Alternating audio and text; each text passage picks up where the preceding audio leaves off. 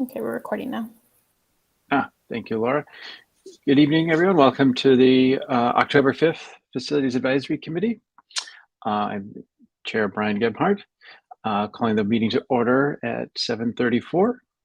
We'll start with the first order of business, which is our roll call. I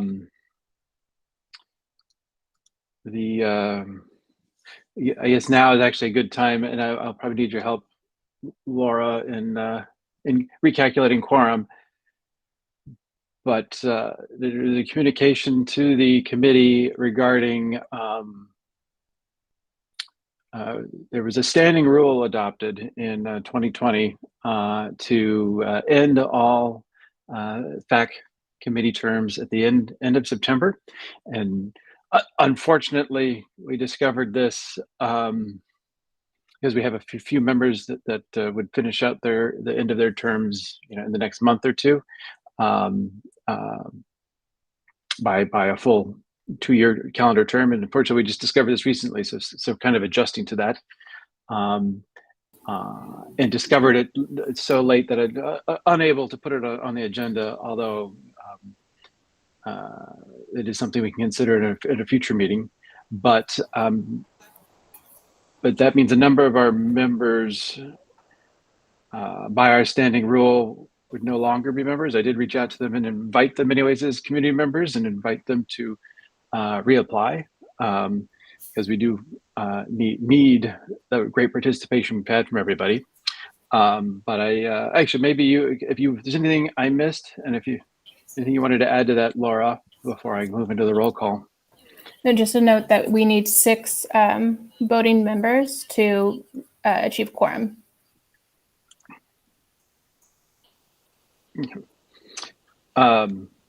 So I'll go ahead and go through the roll call. I am present, Brian Gebhardt. Kenyana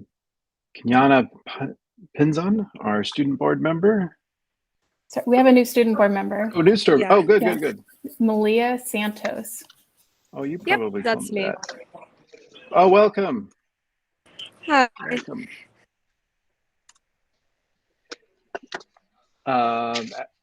Allison McGalley. I think I should that. It's not present. Tom Ekman. Present. Thank you. Mary Vigil. Present. Michael Estachio. Present. Sharon Coco. Present. Jennifer Parker. Here. Jennifer Aochi is not present. And then Trustee Diane Jones. I'm here. Welcome. And then Trustee Rachel Zhang, did not see her present. So we have 8 voting members present. So we Brian, meet quorum. And I'm here. You missed me last meeting also. I think you're using an old roll call. Oh, thank you, Bobby. I'm sorry about that. So I'm here. And thank you for correcting me. If it happens again, I apologize again. I need to get with you, Laura, and get the attendance thing worked out better. But thank you, everybody. And then I did want to recognize Cecily Lee for joining us. She's one of the members that we discovered vis-a-vis the standing rule that her term would end sooner than expected. Her term was expected to end in a couple of months, we previously thought. But wanted to welcome her and thank you for attending, and also thank you for your service. And Bill Rochak and Robert Ho and Shachita Malik were the other members that I just, even though they aren't present, I want to thank them for their service too. The next order of business is to adopt our agenda. Is there a motion to adopt the agenda? Brian, this is Sharon. I'll move to adopt the agenda. Thank you. Is there a second? I second. Thank you. Who was that? Was that Mary or no? Maybe it was somebody. Did you catch who it was, Laura? That's. I think it can was second it, Brian. Michael. It's, Okay. I can second it. It's Mary. Oh, okay. No I problem. didn't. I got the wrong person. I missed the bubble too. On top of that, but thank you, everybody. Team effort. You're welcome. Appreciate it. So we have a motion and a second, and can you please raise your virtual hand if you approve of adopting the agenda?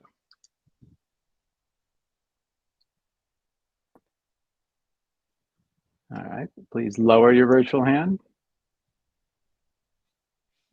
Please raise your virtual hand if you do not approve.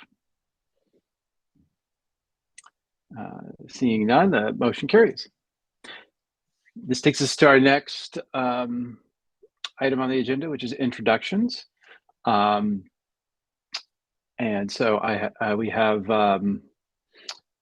actually we have a couple introductions. I think I didn't put it in the agenda, but I did want to welcome Malia Santos again. It's great to have a student here, and that perspective is so valuable. And don't hesitate to contribute or ask questions. We all probably have the same questions. So I don't know if there's anything you wanted to say about your role from SURF and which school you're from as well. Is always good to know as well. Yeah, so hi, I'm Malia. I currently a senior at Kennedy High School. As for SURF, most of the time I'll just kind of be taking like my own notes, kind of like what to report back to SURF. And if SURF has any questions to ask you guys, then I'll also let you know that as well. But yeah, nice to meet you all. Welcome. And then the other new face is our new Associate Superintendent, Mr. Danny Hillman. And I'd love to give you a couple of minutes to introduce yourself to the committee.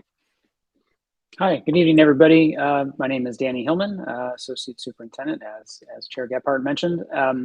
Prior to my time in FUSD, which is finishing up day number 8 right now, so if you'll bear with me on lots of details, I'll get up to speed as soon as I can.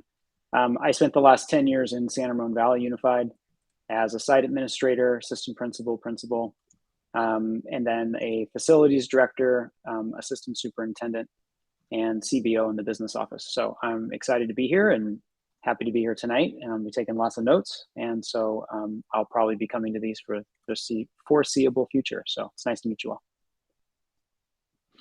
Welcome. And just to make sure, is there anyone I missed introducing?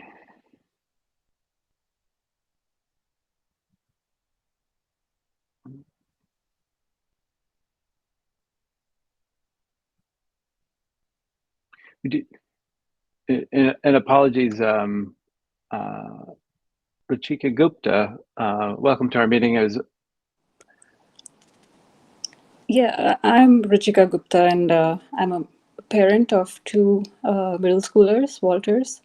I had sent an email earlier this last week, I think, regarding the facilities, and yeah, I just wanted to join and give my inputs if possible. Oh, thank you. It's great to have a member of the community. And item 5 is oral written communications, where you can talk to that more. Our next item is item 4, approval minutes of our minutes from September 7th, which are right after the agenda in the PDF file. Is there a motion to approve our minutes of September 7th? I motion to approve. This is Bobby Perry. Thank you, Bobby. Is there a second?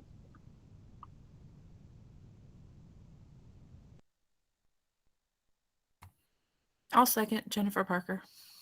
Thank you, Jennifer. Any discussion? If there's no discussion, if you approve of the minutes, please raise your virtual hand.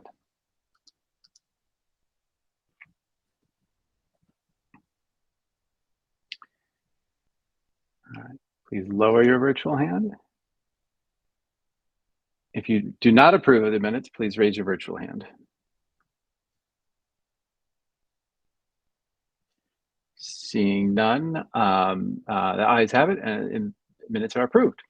This takes us to our next item, which is oral and written communications. I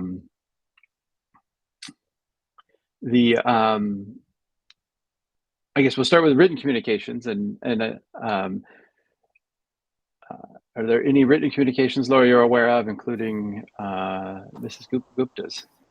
So I do not have access to the FAC inbox, but I have asked for it, and too late to get it in time for this meeting, since Kelly would not be able to present anything that came into that inbox, and perhaps that's where the email went, but I'm not aware of any written communications.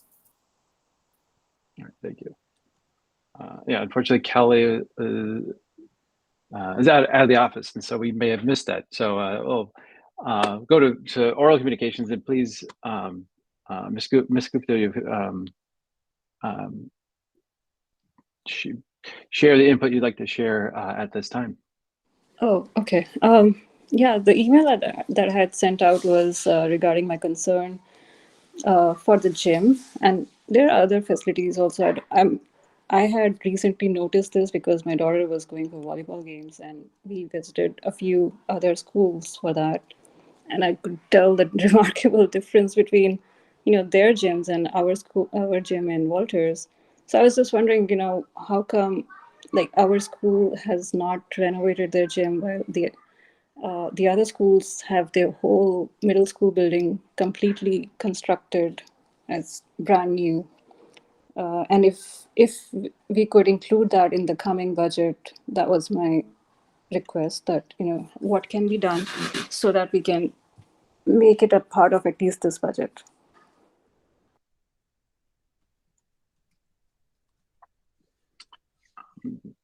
Thank you for the input. I should clarify that we don't, similar to the board, we don't respond directly to oral and written communications because it's about a topic that's not on our agenda, and others that are interested may not be, would not be aware. But we, the committee and staff, have heard your input, and we do appreciate it. May I ask real quick, Ms. Gupta, you may have said this, but I did not hear. Which school are you referring to? Walters? Thank you.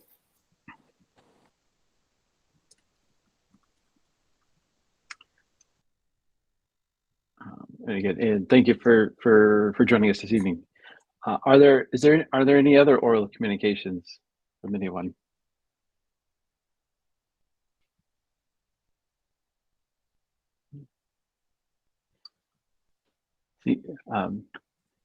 Seeing and hearing none, that will move us to our next agenda item, which is the long-range facilities plan update. I'll turn it over to staff at this time to lead the update.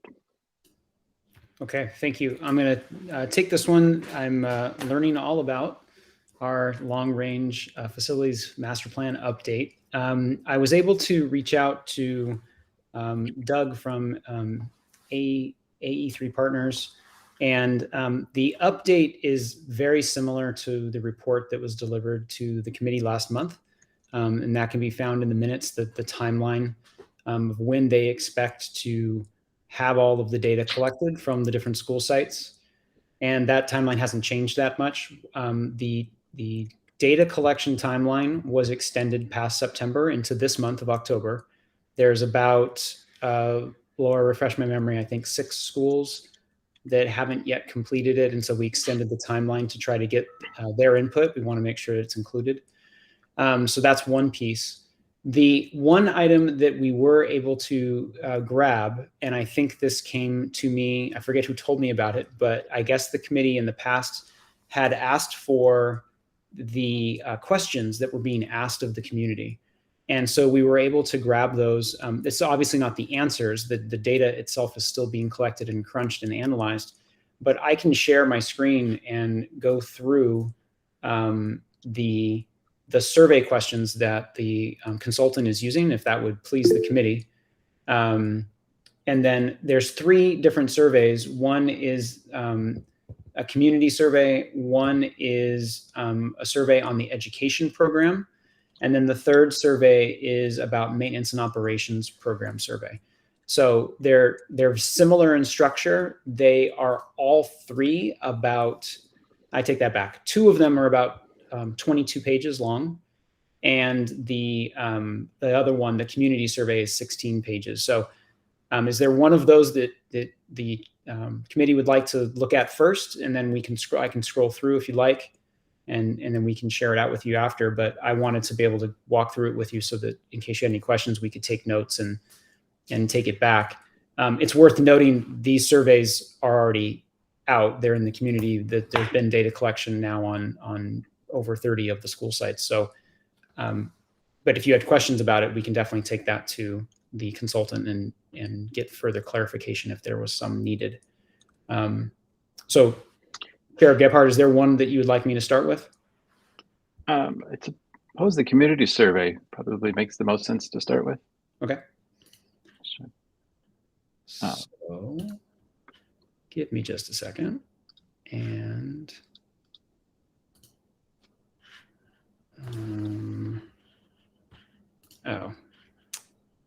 hold that thought. I need to update a quick setting here. It's going to make me quit and restart, which I don't really want to do right now. This is one of the joys of having a brand new computer with your new employer. So my apologies with that. Laura, do you happen to have access that you could share the screen, but I'll talk through it? Give me just a moment. Okay, thank you for saving me on this one. My previous district, we used Google Meet all the time, so I know how to do it. I just don't want to have to bounce out of the meeting and come back, so my apologies for the delay. I know of that issue you referred to. It's happened to me several times.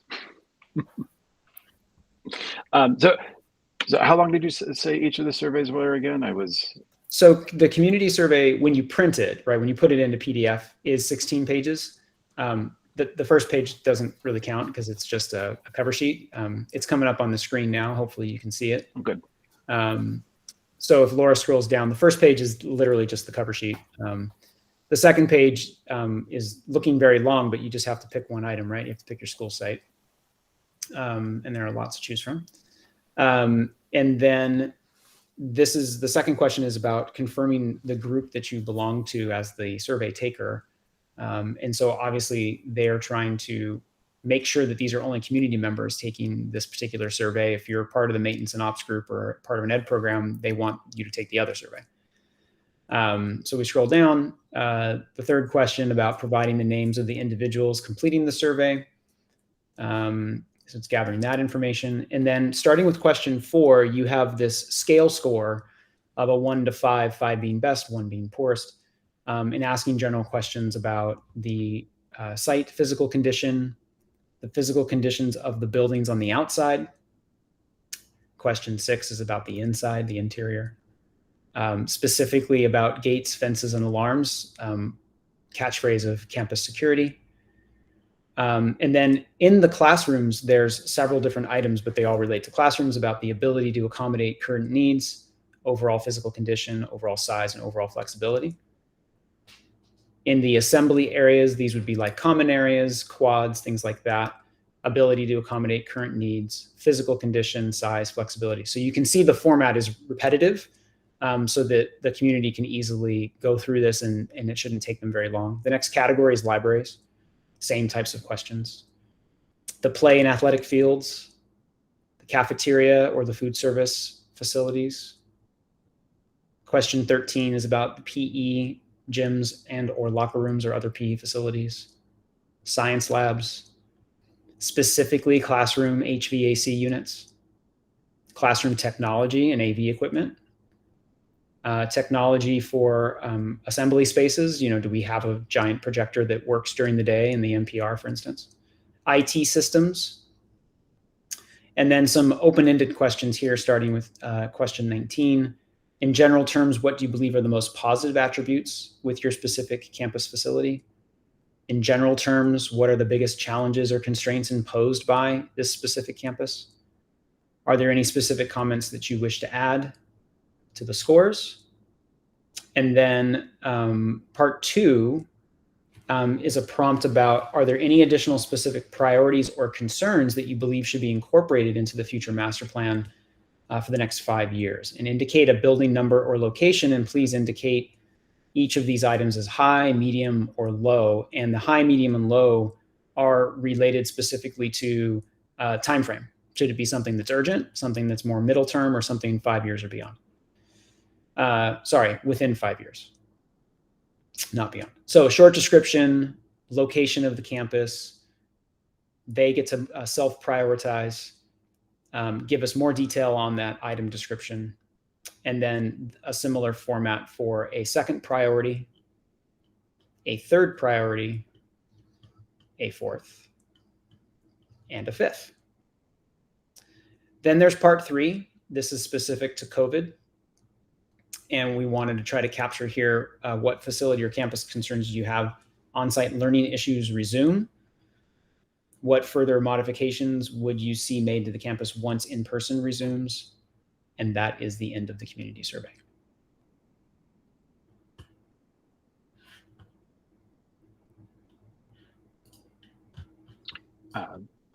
Good place to pause. Are there any questions or comments from committee members?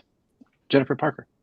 Yeah, just quickly, did you say that this was already out, or was it going out? This survey? It is already out, and I believe this is where Laura's history will help me. I believe that data has started to be collected. Was it prior to summer or right at the beginning of summer? So it started quite some time ago, was paused with the pandemic, and then resumed. And I think even some members on this committee might have some insight about what that looked like at sites as well.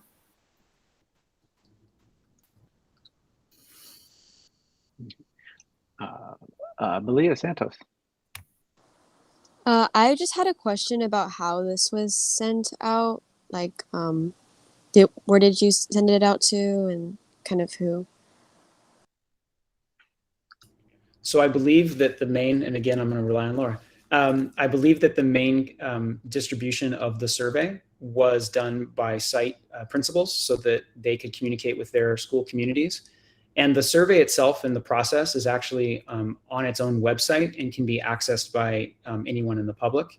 I don't believe it requires any special code or anything like that. So if students were interested in taking it, we love hearing from students about what their needs are and what's most important to them. So if that was something that you wanted to promote or wanted to get the word out, I think we'd be interested in hearing it. But the website I don't have off the top of my head, but I could look it up while we answer the next question. Allison. Hi, sorry, my camera is not working well. Can you guys hear me though? Yes, we can. Okay, thank you. So my school is a little unusual. We have had a lot of changes of admin in the past couple of years, but I have not seen this survey, and I'm the person working in the library, and I know that was a section on there. So I just sort of wondered if you could send us how we could access this. I would be very interested in that. Especially for those of us for whom the principal was not the easiest point of contact, because we've had many different principals recently. Yes, no problem. I dropped the link into the meeting chat if you can access that. Yeah. Was there another part of the survey process that the principals were leading to make sure they got good representative input from the site, including the community?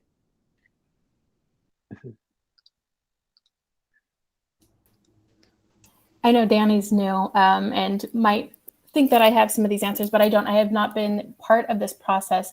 And it did start, it actually predated me, the community outreach piece.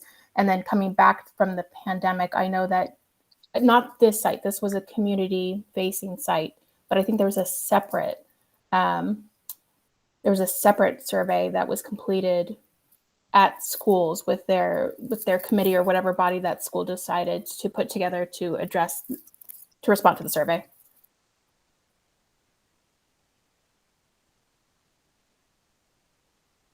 Yeah, I was wondering if that might be the education survey you referred to. That we did get a presentation on the overall process, but I don't think we ever received a copy of that presentation, so I'm unable to refer back to it. And it was like over 6 months ago. That's in the June 1st.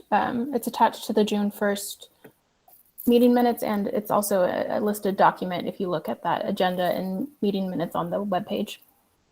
So more accurate is I don't remember how to find it.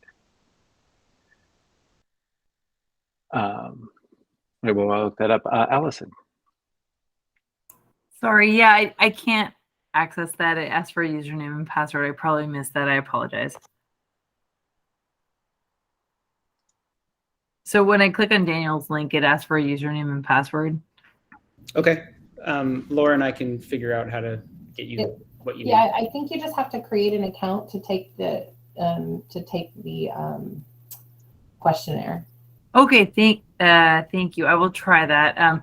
I'm just saying that I'm the person in charge of the library at my school. I'm the only person that knows about our facilities at all, and nobody has ever shown this to me before. So there might be other schools that are like that as well.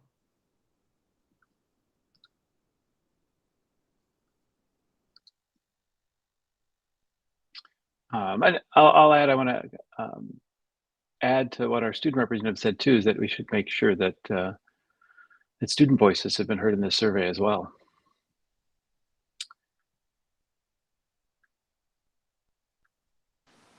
Yeah, and this is Malia. Adding on to that, what I can do is I can see if at least each of the SURF members can fill it out for their respective schools.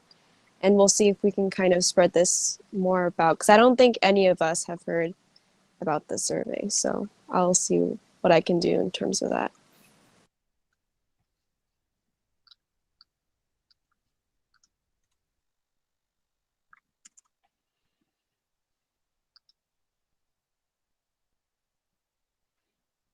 So there are two other surveys as well. And I guess, and who is filling out those surveys, just to make sure we understand that. Okay, sorry, I've got a little bit of a commotion on my end, so I'll turn my camera back on in just a second. Do we want to go to, Laura, the next survey, the education survey, education and programs?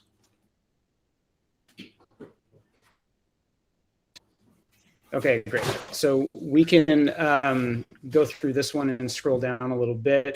The format at the beginning is very similar. As you can tell, we're basically looking at cover page, what school you're from, and then here, the same choose your survey. In this case, it's educational programs. So scrolling past the second question, we get into again, very similar, providing some information about the names of the people taking the survey, the general site conditions, getting into number 6 and 7.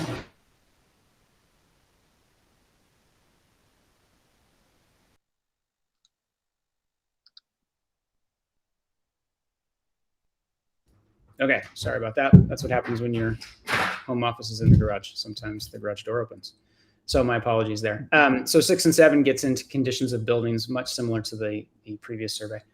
Scrolling down into 9 and 10 are the same: assembly areas, libraries, cafeteria, play areas. Question 13, PE.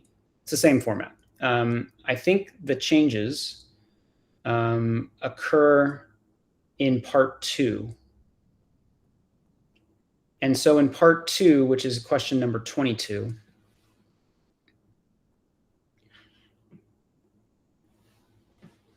can you guys hear me still okay? Yes, we can hear you. Okay, great. The video dropped, so I wasn't sure.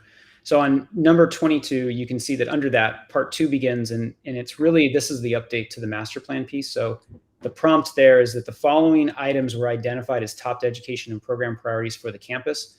Please indicate if you feel that these priorities were addressed. So with a status opened or closed, and any notes. So I believe this is the consultant is attempting to say, great, this is what was seen in 2015. We want to circle back to that. We don't want to abandon that work.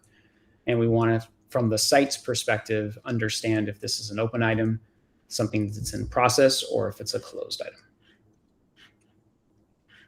If we scroll past that, you can see that it asks about the second priority, the third priority, fourth and fifth.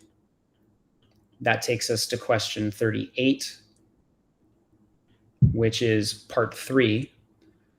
And this part is asking about those campus priorities. Are there any additional specific priorities or concerns that you believe should be incorporated into the future master plan? So part 2 is about updating the previous priorities, and part 3 is about identifying any new ones. So once we get past that, we get to, fifth priority. Again, part 4, COVID response, similar to the community question.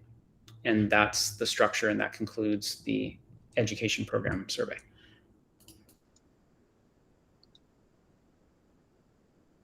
Thank you. Are there any questions?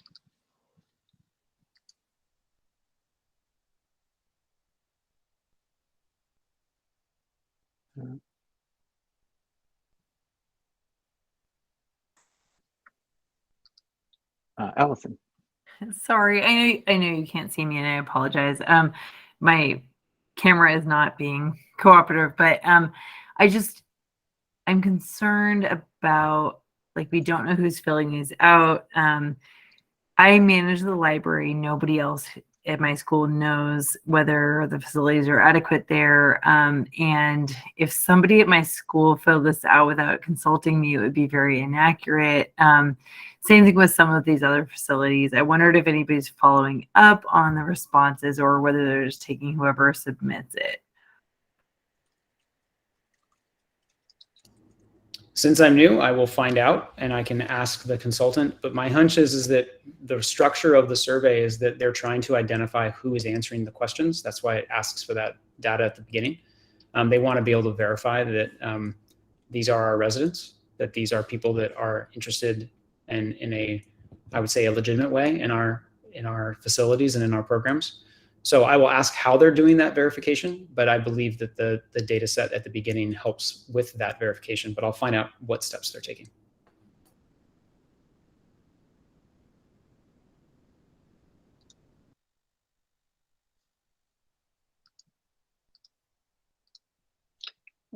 Any other questions?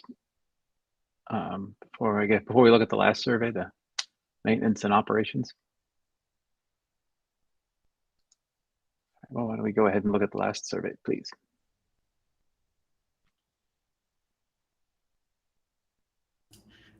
All right, Laura's going to drive for us. In this survey, as we scroll down, you'll see that the questions are a little different once we get past the first 2 or 3. So again, select the location, question 1, question 2 and 3 are similar. So the general assessment, part 1, is asking for that same rating system: driveways and parking areas, walkways and circulation, canopies and overhangs, landscaping, fencing and security, site drainage, exterior walls and finishes, windows, exterior doors and hardware, interior doors and door hardware, interior floor finishes, wall finishes, ceiling finishes. Laboratories is its own item. Food service equipment, building HVAC, building plumbing, lighting, electrical capacity, internet capacity, bandwidth, and wireless networks, built-in AV. And then in question 25, you can see that this is a very specific question about the general condition of the roofing systems on a ranked poor, fair, good, very good, excellent scale. And then it gives a descriptor of what excellent can be defined as versus poor and everything in between. It has an open-ended question about specific areas of concern about the roofing systems. And then it asks a next more general question about the positive attributes of their specific campus. general challenges and constraints by their specific campus with question 28, and any specific comments they'd like the firm to hear about in question 29. Again, similar to the educational program survey, part 2 is asking for an update to the previously identified priorities 1 through 5.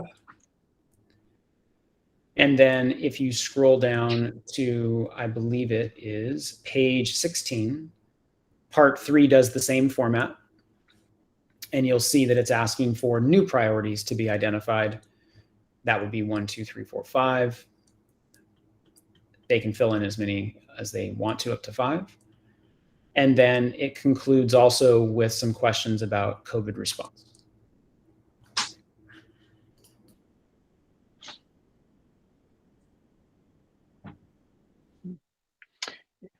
Any questions about this survey or Trustee Jones? Yeah, just in general, and I may have missed this, I apologize.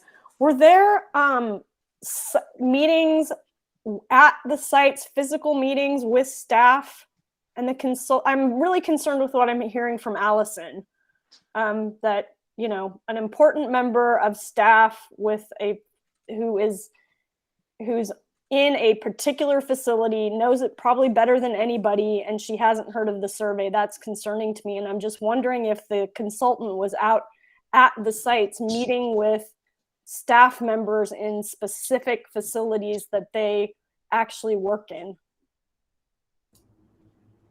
I don't have an answer to that, but I will find out and I will report back. I don't know what process was used. I wasn't here, but I will find out from our team about how the consultant interfaced with school sites and what instructions were given to site leaders about this process and how it was rolled out. Okay, great, thank you. Allison, can I ask you to share your comments with the full committee? Yeah, absolutely. And my site might be an anomaly because we have experienced a lot of changes in leadership, but I just wanted to, so our site, we got an email about this survey, like the day it was due, which was the same day as our site council meeting. It wasn't possible to complete it at that time. Our principal was trying to fill out the survey with the site council. Definitely no consultation with anybody involved in any of the different spaces. I didn't even know there were outside people involved. They definitely didn't come. So yeah, it's no.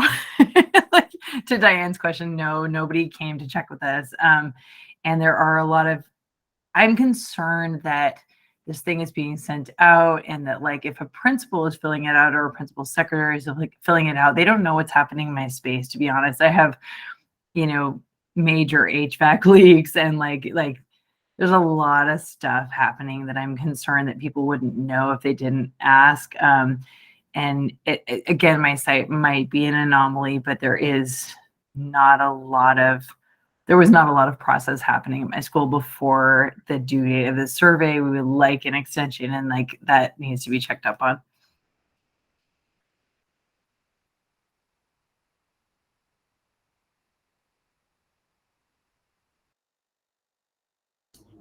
Brian, you're unmuted. Thank you.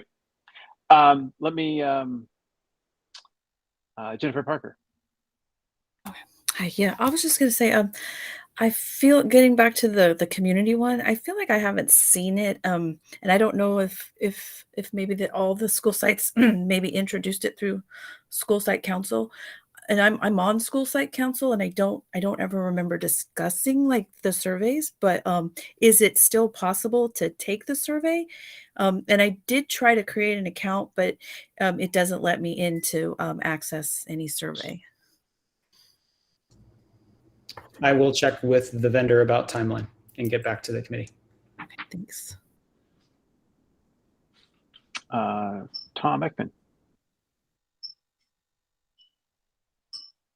Hey, Brian, just a follow-up. Diane had asked how it was sent out. I don't know specifically, but I was on some email chains a while back that stated certain principals had not responded to this. So I believe that they sent something to each site, whether it was a spreadsheet or via survey, and they were just basically reaching out to the site principals for their concerns. And I think the principal at the site was possibly supposed to reach out to staff to see what their concerns were. I don't know what happened at Irvington, but I do know that there was quite a few sites that had not responded.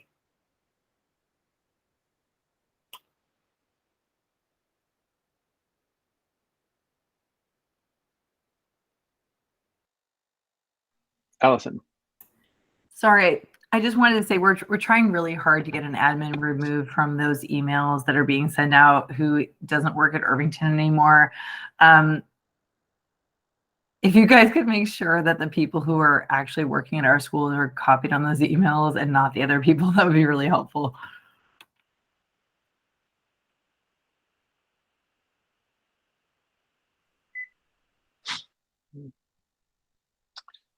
The one of the questions I have is how we're getting the community response rate and how we're ensuring we get a good representative view of the community.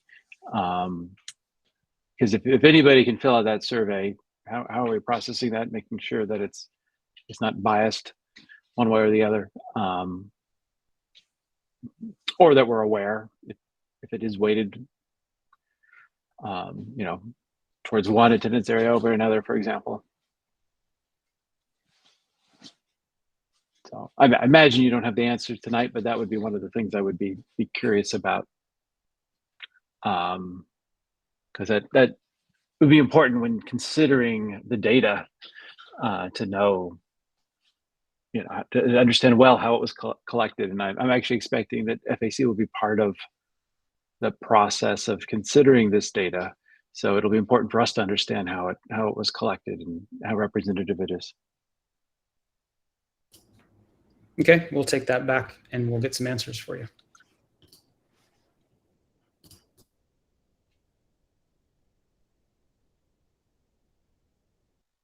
It's the are there other questions? I had a question, Brian. I was just going to say, Yes. I guess I was just going to piggyback on what you said. I just wanted to know if Daniel, if you could also just find out, did it go to the community, and if it did, how? Because I guess if that feedback is needed, it's probably important to ensure that, did it go to the community? Did it? Because it sounds like if this was being funneled through, say, the principal at certain sites, and how does that affect the community survey, though? I could see if something was for staff and it didn't go beyond the principal, or the principal took care of it for the staff, but what's the role that the principal would have regarding the community survey? Would it stop at that point too, or I'm just curious, because I really feel like I didn't even see this survey. I will find out. What I think may have happened is that each of the 3 surveys was done as a group effort, and there was not a single point of contact, but there was a main contact to walk a team of representatives through it. So as an example, at a school site, it might have been a couple of parents, maybe it was school site council as a representative for a particular school, to go through and collect information about the community's input on the survey. That could have been the structure, and that may be why some people heard about it and others didn't. I don't know that, so don't take my word for it yet. Let me go talk to the consultant, and I will find out what process they used, what the intent of the process was, and whether we are talking about a couple of school sites that didn't hear about it or it didn't go the way that it was planned, versus did it work at other school sites, and do people feel as though their voice was heard? I think that's a critical thing I want to make sure I'm hearing here as raised as a concern. I want to confirm that. Thank you.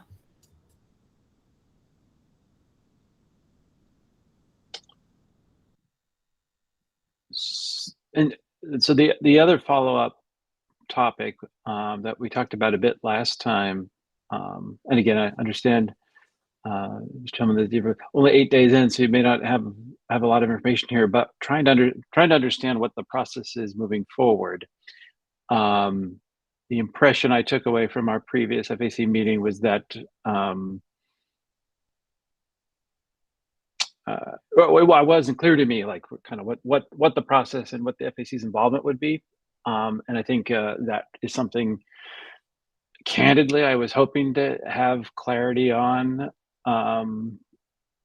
because I think that this is the most, as I said last time, this is, I think, the most important project, or certainly one of the top, if not the most important projects the district has right now, and I expect it to be the most important project for FAC to work on, and so planning that out so there's enough time for us to do the work along with staff, along with the consultants, to get to a great outcome on this master plan update is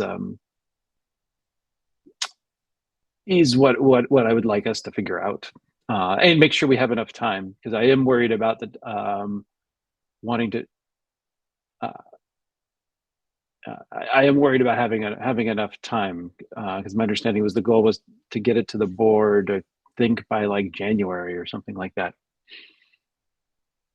And we don't have that many meetings, so. Understood. I will clarify the timeline. I will clarify the intent and what the thinking was behind this particular structure and how FAC will interface with it and assist the board. So let me get some answers for you. And I think you'll see in our last meeting, and I think recording, that you obviously there's some input, I think I and other members shared in terms of how we would like to be engaged as well.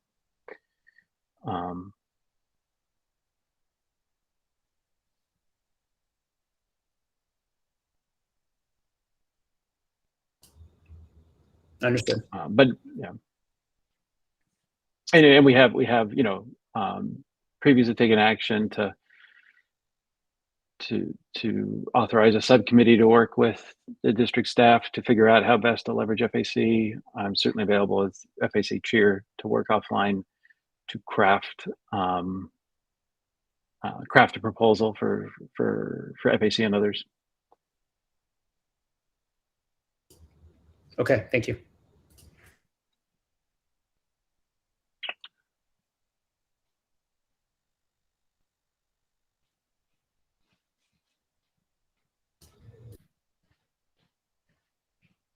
All right. Any other questions or comments from other members before we move on to the next item on our agenda on this topic?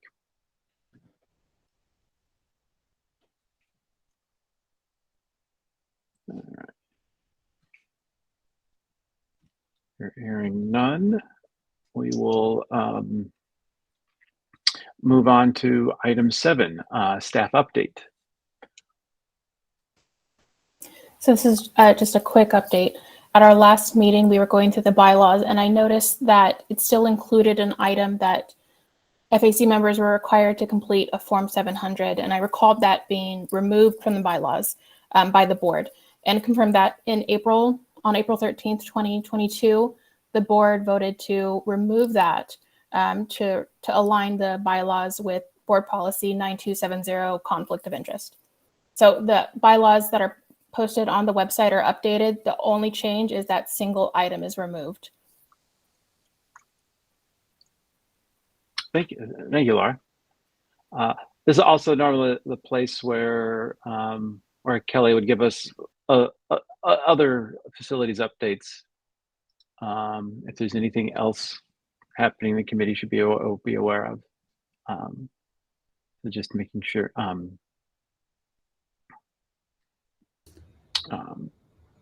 I don't have any additional updates at this time.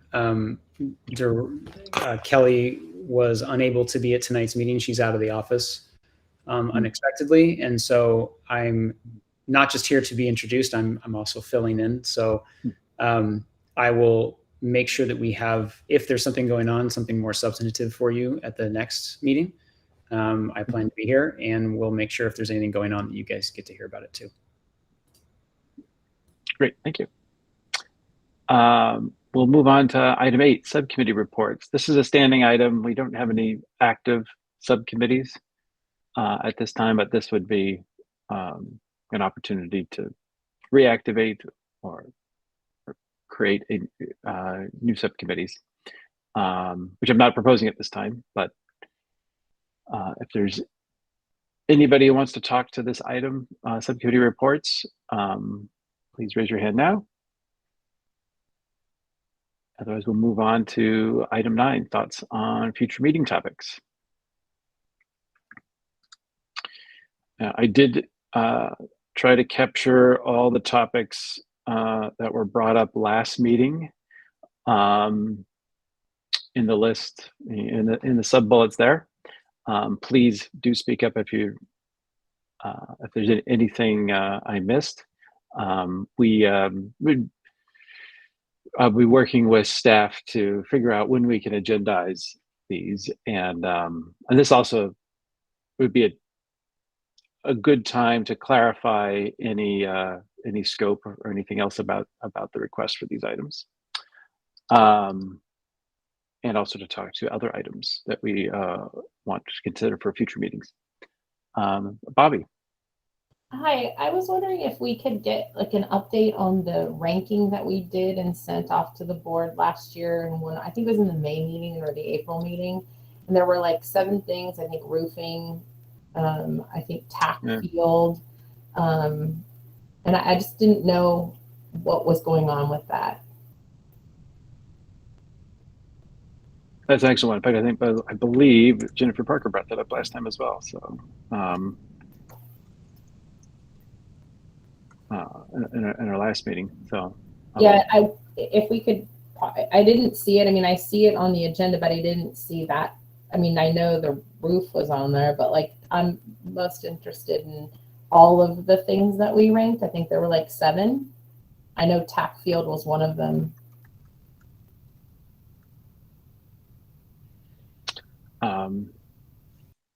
That would be great. I think that's a good example of something we could get an update from staff and an email on kind of the disposition of that. Obviously, we can bring it forward as a full topic, but I imagine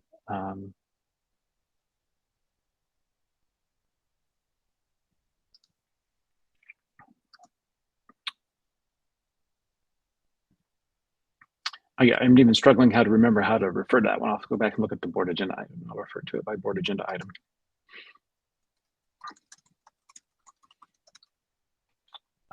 Allison. Yeah, hi. I fixed my camera. Hi. I don't know if this is something that I don't know if this should be an agenda item or not, but at our school, we are continuing to have persistent HVAC issues, and we're being told that it's normal to wait weeks or months or whatever for HVAC repairs because of understaffing. I don't know if that's anything that this committee can do anything about, but it's such a chronic issue in an airborne pandemic where there's no air circulation in the classroom that it surprises me that it's not sort of on our radar, and I just thought I would bring it up again. It is the primary facilities concern that my community has, and I just thought I would mention it again.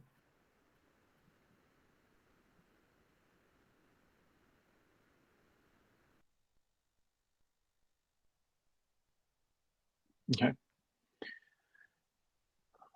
Any other topics for consideration?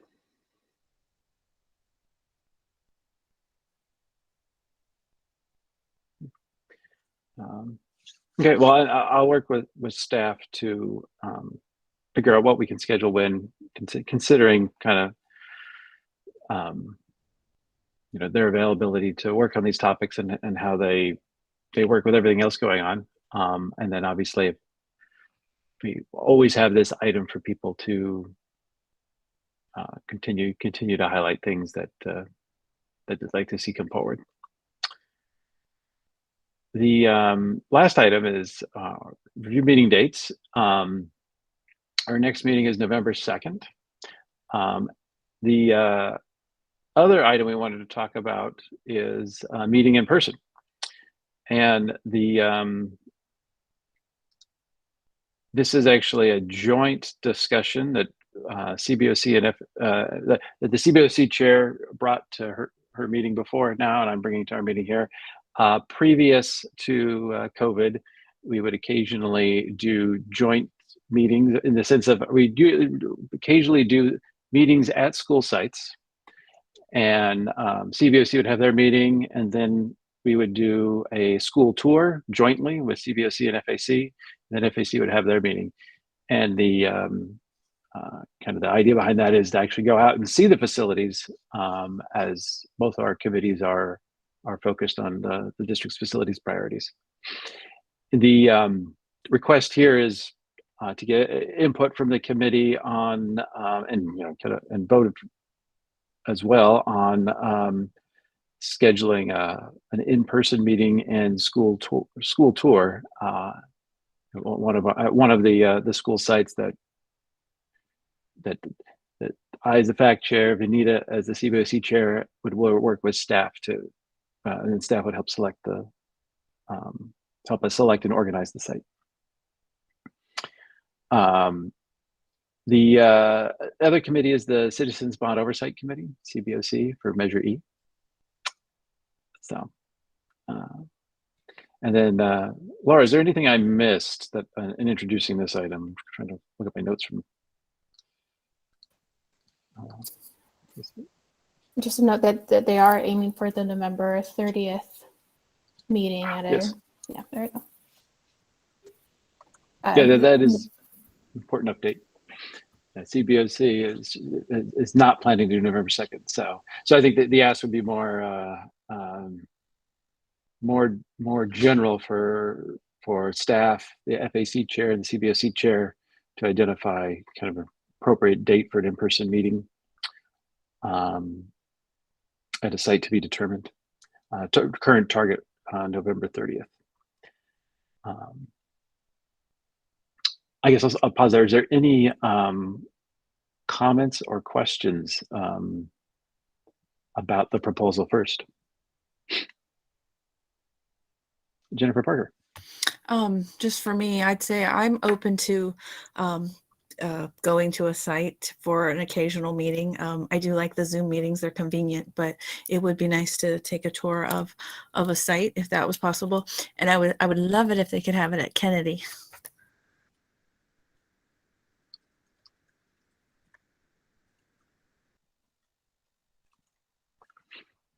Thank you. Anyone else?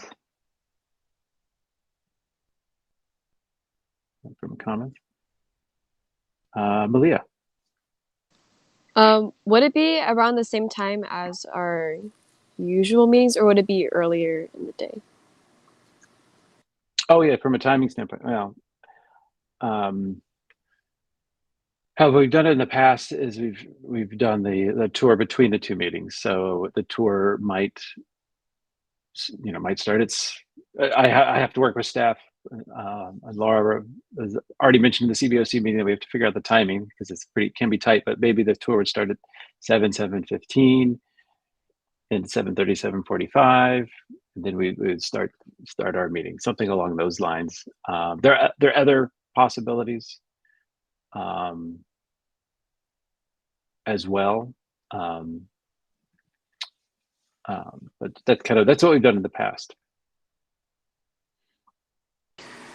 It would be kind of nice to do it when it's summer. It's when it's light out. When it's dark out, it's hard for some people to drive at night at dark. Giving credit where credit's due, Mr. Hillman brought that up, daylight savings time up at the CBOC meeting. So yeah, I think, and actually I liked his suggestion there of looking also to do something in the spring when it is lighter as well.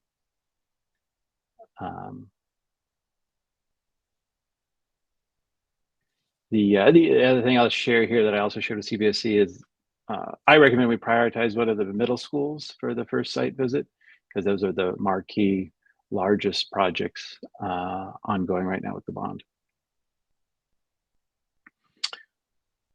I believe, especially from a CBOC perspective, that as their oversight is closely following the bond, and those are the biggest bond projects right now, I imagine they'll be interested in those.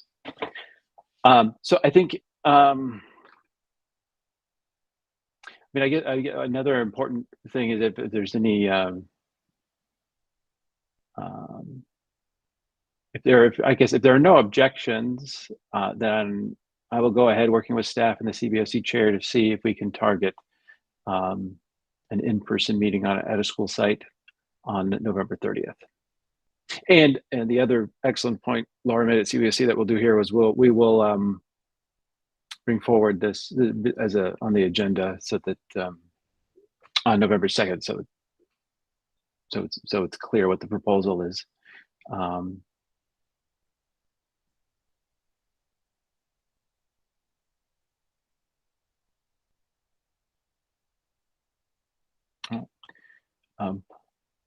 If there's no further comments or questions or concerns,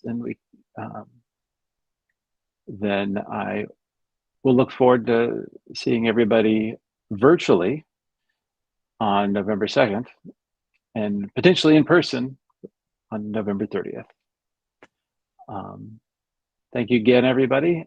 We go ahead and adjourn our meeting now. Have a good Thank night. you. Thanks. Thank you. Brian, I filled out the application to redo this year, just so you Oh. know.